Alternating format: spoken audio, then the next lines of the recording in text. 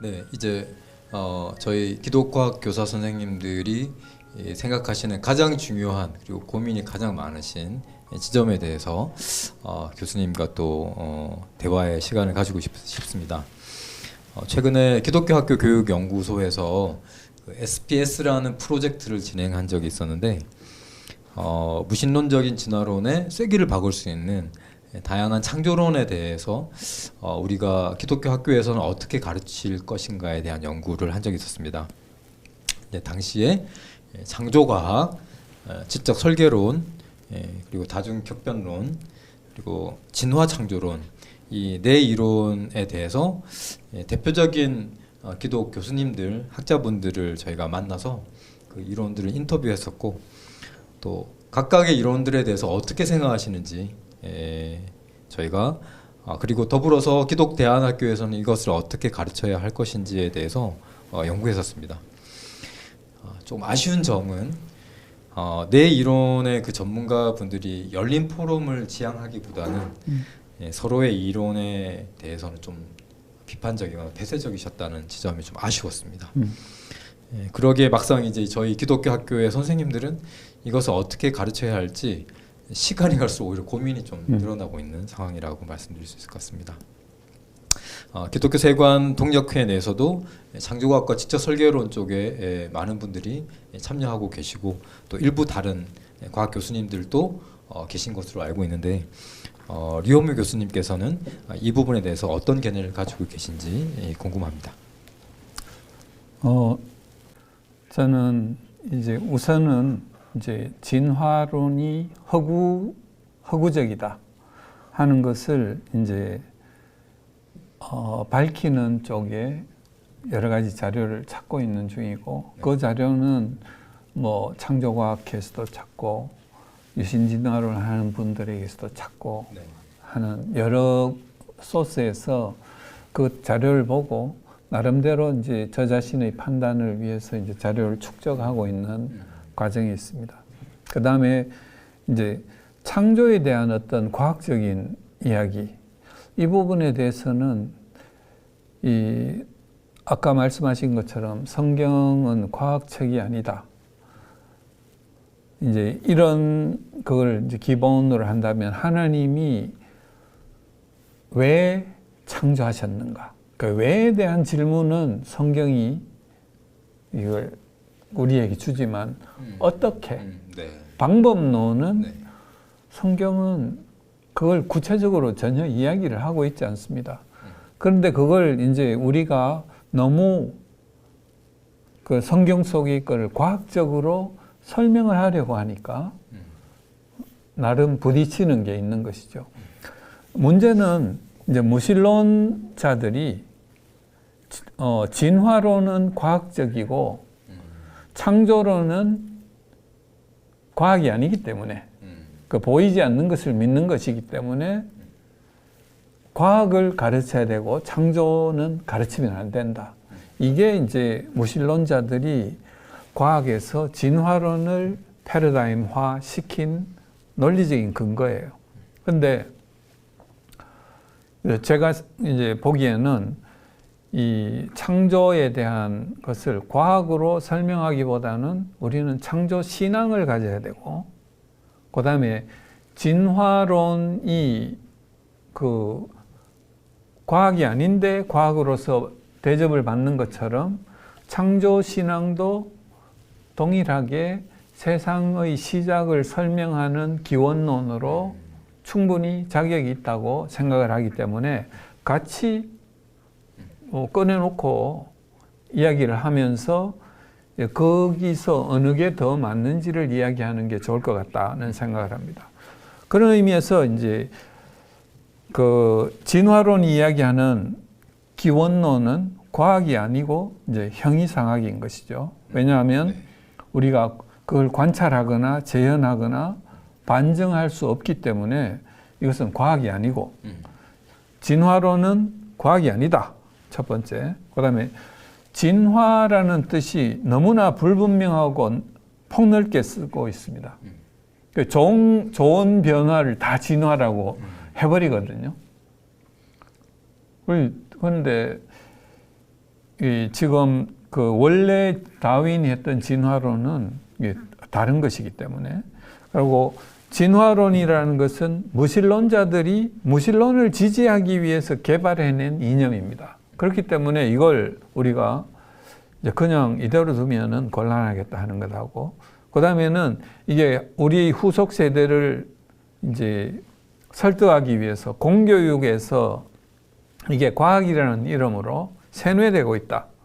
이게 이제 큰 문제고, 그 다음에 진화를 주장하는 여러 이제 증거들, 아이콘들이 조작되었거나 거짓으로 벌써 드러났다는 것이죠. 그런데 이걸 여전히 이제 주장하고 있고 책 속에 이게 남아 있는 것이 문제입니다. 그 다음에는 이게 거의 사그라질 듯한 이런 분위기였는데,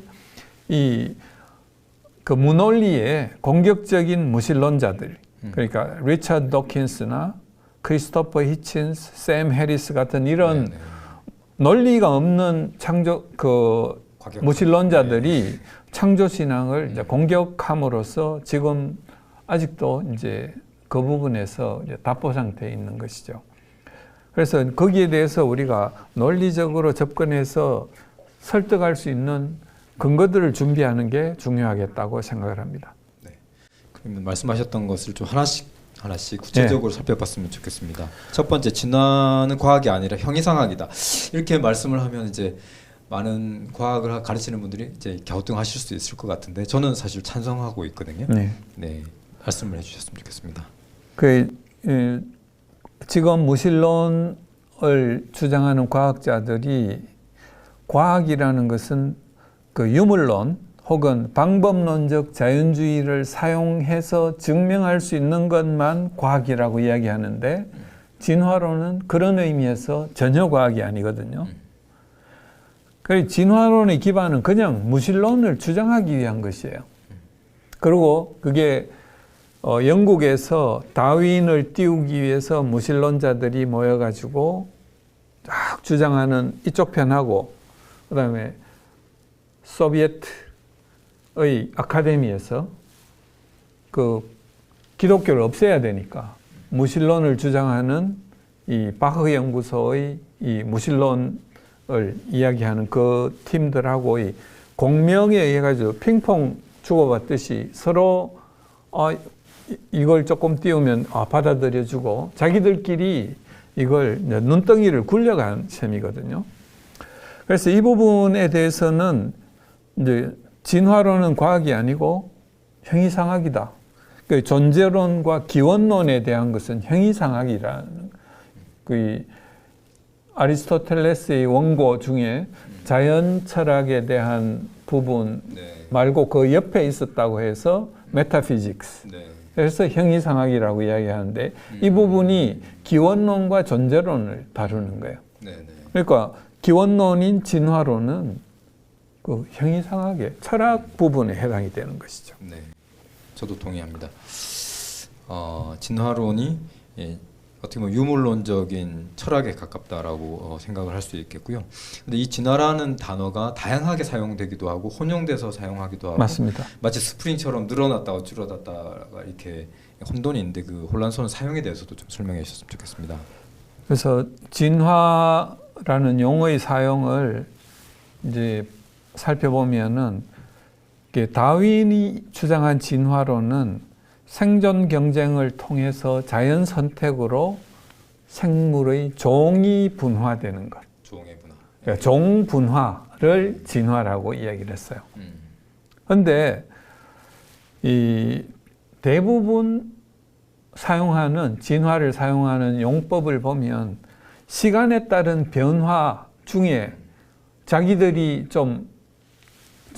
편으로 좋다고 생각되는 것들 전부 진화라고 쓰고 있어요. 그 다음에 경제의 진화. 경제의 진화가 도대체 뭘까요? 그 다음에 진화 심리학. 뭐 이런 하여튼 다른 학문들에서도 이 진화가 패러다임화 되어 있으니까 이걸 끌어들이면 뭔가 격이 올라가는 것처럼 생각해 가지고 그걸 함부로 사용을 하고 있습니다.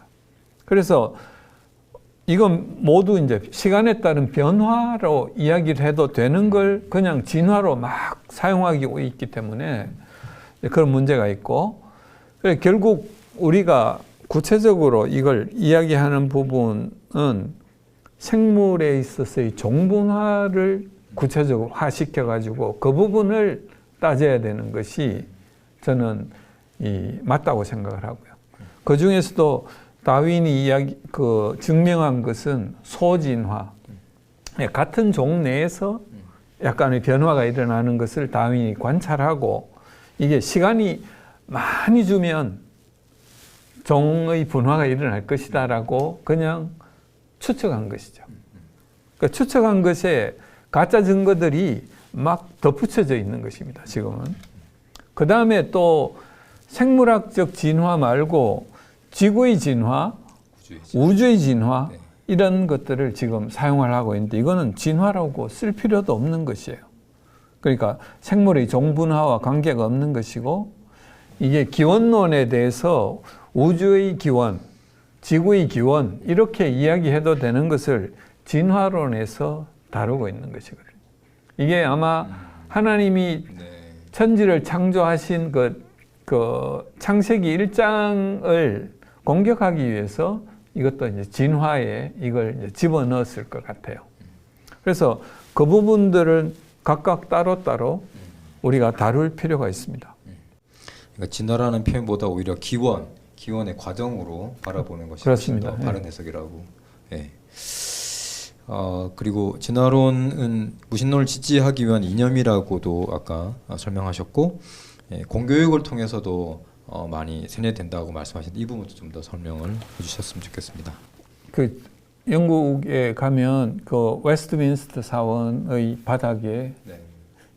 그 다윈의 묘가 있거든요. 네. 그만큼 이제 영국 사람들의 자랑이에요. 다윈이. 그래서 이제 그렇게 된 것은 다윈에 의해 가지고 이 패러다임이 확 바뀌어 버렸잖아요. 그렇죠. 네. 그 생명을 이 기원을 설명하는 것도 그렇게 바뀌어 버렸고 유실론에서 무실론으로의 변화가 영국 속에 일어난 것이죠. 그러니까 무실론자가 많으니까 다윈이 영웅화되는 거예요. 그리고 자기 나라 사람이 그걸 일으킨 것이 전 세계를 휩쓸고 있기 때문에 영국의 자랑입니다. 그런데 그 다윈이 그 진화론을 펴냈을 때 마르크스가 그 책을 처음 읽고 자기의 변증법적 유물론을 설명하는 생물학적인 모델로 이게 너무나 잘 설명되어 있다고 생각을 한 거죠.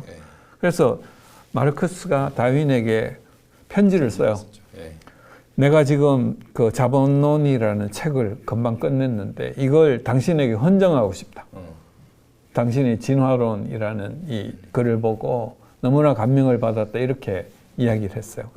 그런 것처럼 마르크스의 이론을 따르는 공산주의자들은 당연히 무신론을 주장해야 되고 그걸 위해서는 진화론이 과학의 근거가 되면 좋겠다고 생각을 한 거죠.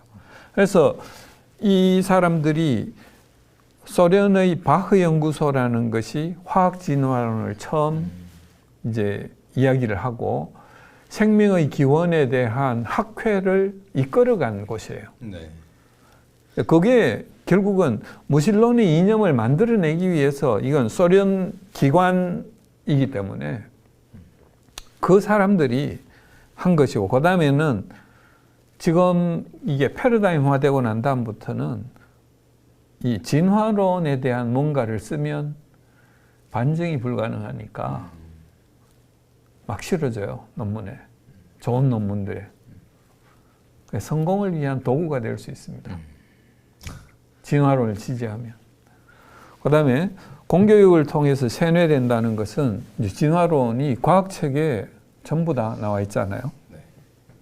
이걸 과학책에 아까 제가 이제 진리가 무엇이냐라는 걸 이야기할 때 말씀드린 것처럼 학교에서 배우는 게 전부 진리라고 생각하는 아이들이 이제 많은데 그 아이들에게 교과서에 나온 내용들, 그것도 초, 중, 고등학교에 쭉 따라가면서 나오는 내용들이 진화론인데 그걸 진리라고 받아들이는 거죠, 그냥.